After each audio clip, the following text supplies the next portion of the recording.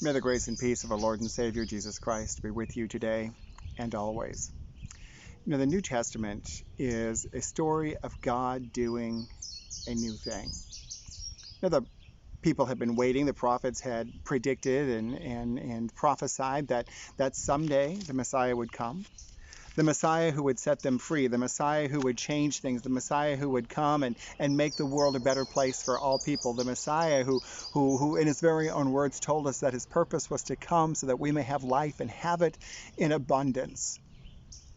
And because things are changing, not everybody liked the news. Some people were very strongly against it. We get that in today's story. The main character today from Acts chapter 6 is a man named Stephen. We don't know much about him. His story is very brief. But we do know this. By way of introduction, the author of Acts, the Dr. Luke, tells us in Acts chapter 6, verse 8, Stephen, a man full of God's grace and power, performed amazing miracles and signs among the people.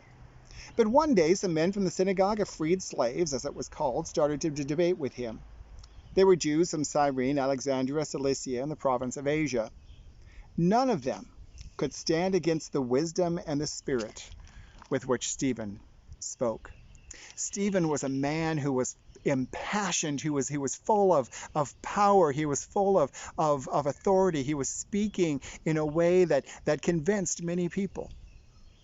And this made people nervous, because they saw that Stephen was coming and preaching a message of change.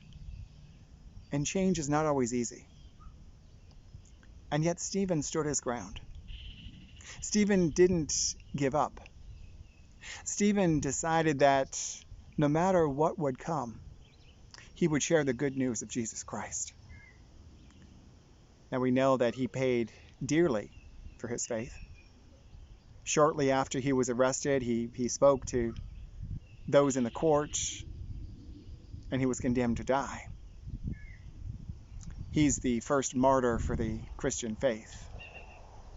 But he spoke with power, knowing what would happen.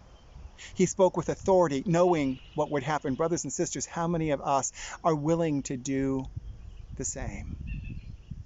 How many of us are willing to give all that we have so that others may know the good news of Jesus Christ?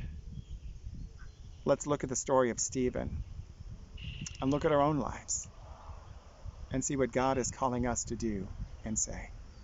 May God bless you, and we'll talk again very soon.